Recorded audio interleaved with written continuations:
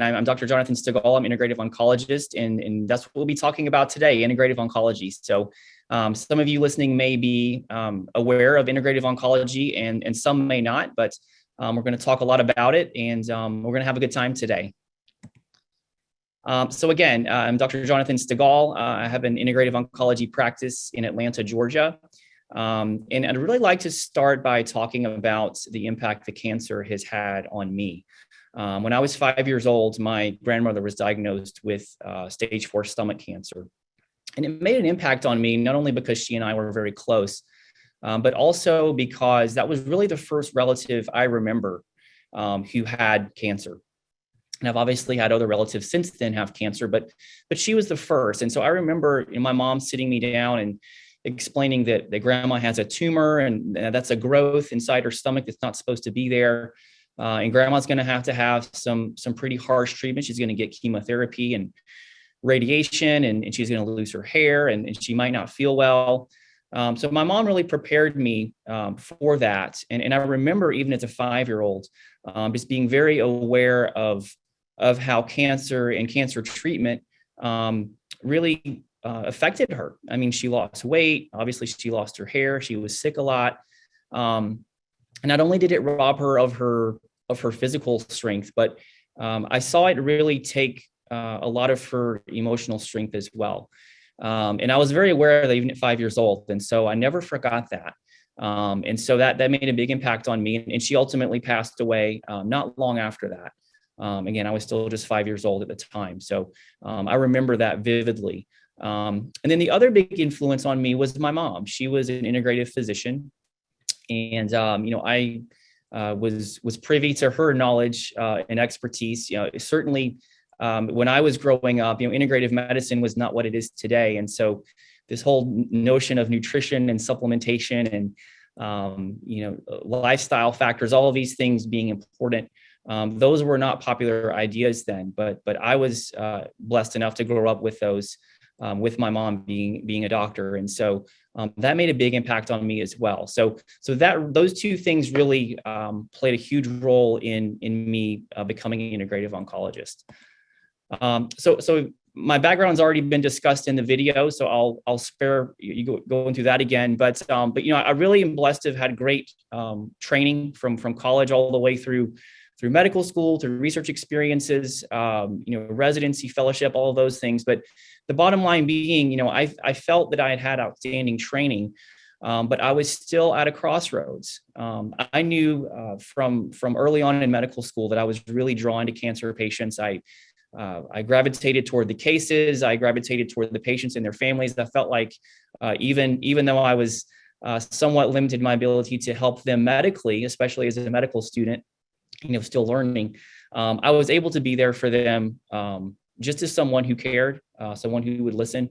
I would frequently find myself going back after all of my hours of clinical work to just spend time with them and hang out with them and be there for them.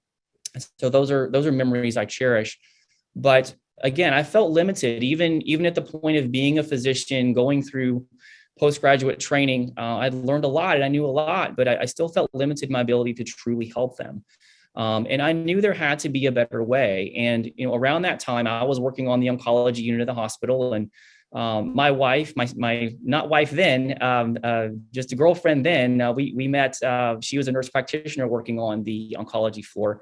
And we actually met taking care of a 30-year-old cancer patient.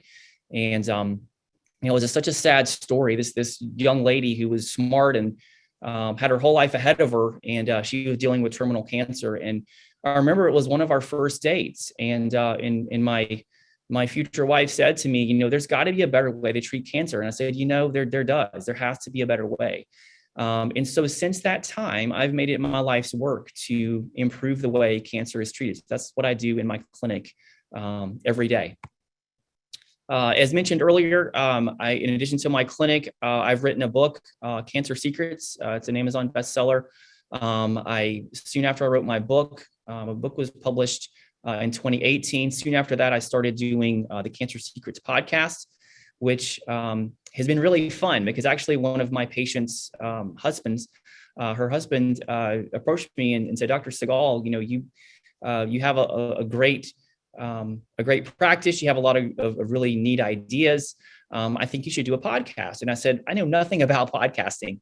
I don't really know where to start."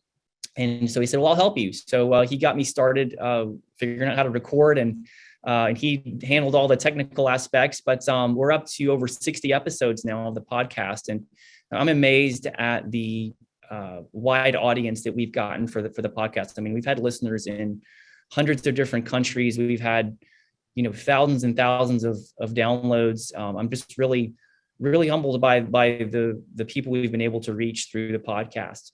And then most recently, I've also come out with a course. I call it Cancer Secrets University, but it's an online course for cancer patients and their families to really just learn more about cancer, and it deals with many of the things we'll be talking about today, and plus a lot more detail as well. But I just felt like it was really needed because there's so much confusion out there about what cancer is and all the treatments and what they mean. And people are reading all kinds of things on the internet. And so I just really wanted to be an authoritative and trusted resource for patients and their families that are going through cancer. So that's a little bit more about me.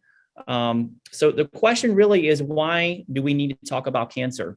Well, according to the American Cancer Society, there will be over 1.9 million cancer cases and over 600,000 cancer deaths in the United States just this year. And cancer is currently the second leading cause of death in the United States, as we mentioned in that preview video. And many experts believe that it will overtake heart disease as the number one cause of death in the United States within the next decade. Worldwide, there are about 10 million deaths from cancer every year. And of course, as we all know, cancer cases continue to rise, cancer deaths continue to rise. It's just a really sad state of affairs when we look at the toll cancer is taking on our population. So if we go back over 50 years now, President Nixon famously declared war on cancer. That was in 1971. And he actually signed the National Cancer Act of 1971. And at that time, they pledged $100 million for cancer research to try to find a cure. Now, that's a lot of money now. It was a whole lot of money back then.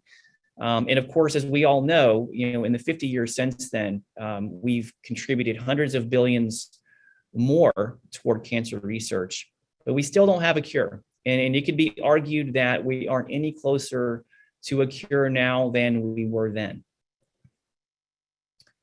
So I want to talk about thinking outside the box. One of the biggest problems in medicine today is what's known as groupthink. Most doctors and researchers are trapped in a system that promotes the status quo. They all tend to kind of fall in lockstep with one another when it comes to ideas and beliefs. And as we all know, progress in medicine happens very slowly. And I think that's especially true in oncology. And when we're dealing with life and death, as we certainly are with cancer, we have to be more proactive.